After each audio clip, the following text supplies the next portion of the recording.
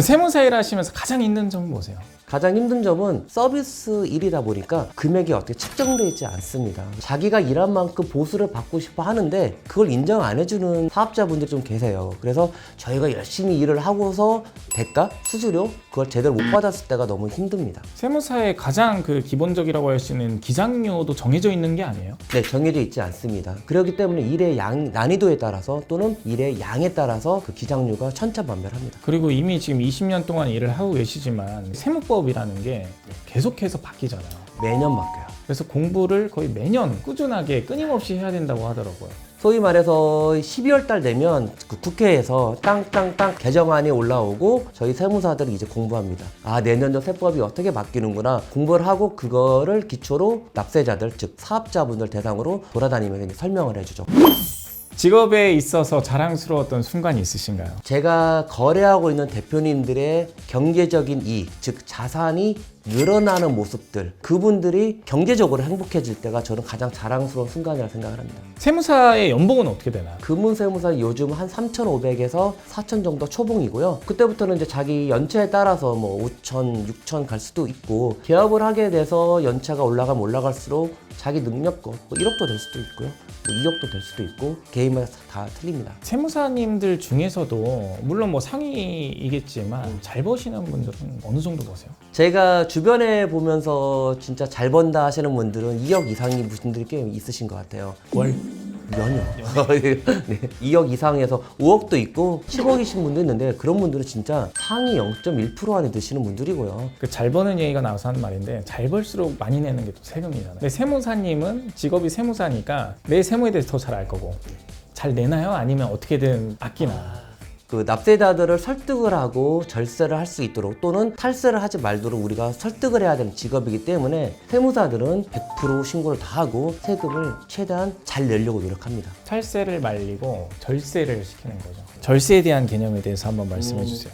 저한테 많이들 물어보세요. 도대체 절세가 뭐냐? 절세를 하려면 어떻게 해야 되냐 물어보는데 저는 절세를 하는 것이 세금을 제대로 내고 가산세를 안 내는 것이 바로 절세라고 생각을 합니다. 어떤 절세 컨설팅이 따로 있는 게 아니라 가산세를 안 내고 미래에 있는 리스크를 줄이는, 그래서 세무조사가 나왔을 때 추징세액을 안 내게끔 내더라도 적게 내는 납세자들의 그 의사결정을 도와주는 것이 바로 가장 큰 절세 컨설팅이라고 생각을 합니다. 반대로 그럼 세금 안 내면 어떤 일이 발생될까요? 세금을 안 내면 정말 엄청난 후폭풍이 날라오죠. 예를 들어서 매출을 1억을 누락을 했다. 근데 5년 후에 걸렸다. 근데 그 사람이 법인 사업자다. 매출을 1억 누락했을 뿐이에요. 그런데 내가 정상적으로 세금을 냈으면 법인세 기준으로 한 2,200만 원 정도 세금을 냅니다. 그렇지만 이 사람이 1억을 누락을 했다. 5년 있다 걸렸다.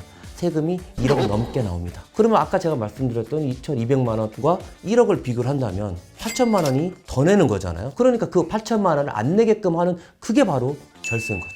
그럼 세무사 하면서 기억에 남는 사례가 있어요?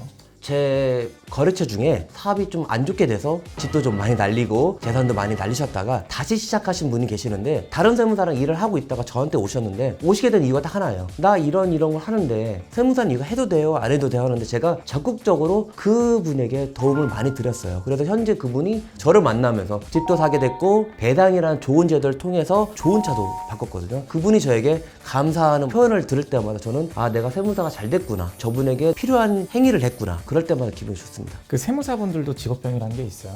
어떤 TV를 볼 때마다 저 세금이 얼만데 꼭 세금과 결부를 시켜요. 그게 직업병이라면 직업병일 수 있을 것 같아요. 초중고 때는 그 세금을 내야 된다는 게 납세 의무라고만 알려주지 또 왜 디테일하게 세금을 내야 되고 우리 세금이 어떻게 쓰이는지는 사실 가르쳐지지 않는 부분이라고 생각하거든요. 우리 학생들에게 우리 세금이 어떻게 쓰이고 왜 내야 되는지 좀 짧게 부탁드릴게요. 학생들이 이렇게 합니다. 나는 세금과는 전혀 문외한이야 또는 무지해. 나는 세금하고 상관이 없다고 생각을 하는데 제가 오늘 갖고 온 이 커피 한 잔에도 커피를 사면서 부가가치세 10%가 포함이 되어 있습니다. 즉 뭐 중고등학생들은 커피를 장려하는 건 아니지만 대학생이라면 뭐 택시를 타거나 커피를 먹을 때마다 부가세를 내고 있고요. 그러니까 세금이라는 거는 내 주변에 항상 이렇게 존재하고 있는 겁니다. 세금을 만약에 내면서 우리가 그럼 왜 내야 되는지 한다면 사회 간접 시설이라 그래서 SOC 사업이라든지 우리가 복지시설, 사회적으로 정부가 써야 되는 모든 돈들은 우리 세금과 결부가 되어 있기 때문에 세금을 잘 내야 되겠죠. 그리고 뭐 편리하고 편하게 살기 위해서 커피를 사면 부가세가 붙지만 커피를 사러 갈 때 길 건너려면 횡단보도도 이용해야 되고 신호등도 이용해야 되고 다 세금으로 이루어지는 거죠. 정확한 표현이십니다. 네. 만약에 자녀분이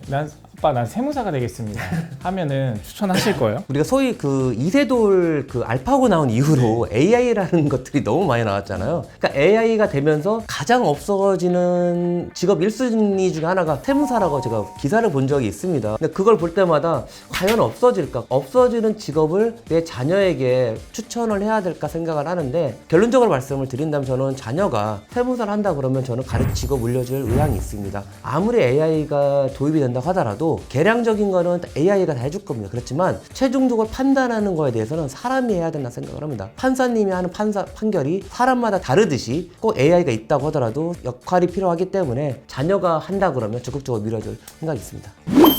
지금 세무사가 되려고 공부하시는 분들이 또 분명 계실 거고 세무사가 되기 직전인 분들, 세무사 합격하신 분들도 계실 거예요. 그분들에게 한마디 부탁드릴게요. 화이팅을 드리는 것 말고는 방법이 없고요. 저 역시 한 평밖에 안 되는 고시원에서 한 1년 동안 있으면서 매일같이 꿈을 꿨습니다. 좋은 꿈, 합격한 후에 진짜 돈을 많이 버는 꿈, 그리고 힘든 꿈을 많이 꿨는데 합격을 한다고 해서 이렇게 딱 장밋빛 인생이 펼쳐지지는 않아요. 영업을 해야 되니까. 그렇지만 세무사 직업이 되게 좋습니다. 아까 말씀드렸던 자존감도 되게 높고 연봉도 괜찮고 자기가 노력하는 것만큼 돈을 벌 수 있기 때문에 세무사를 공부하시는 수험생이라든지 관심 있는 분들에게 세무사 시험 괜찮다고 생각을 하고 있고요. 그리고 세무사가 된다고 해서 꼭 세무사 개업만 있는 건 아니에요. 일반 대기업에도 취업도 잘 되고요. 공무원 시험에 합격해서 고위 관리로도 갈 수도 있기 때문에 세무사의 당내 진로는 굉장히 높다고 생각합니다. 그래서 희망이 있으니 많이들 지원을 하면 좋을 거라 생각합니다.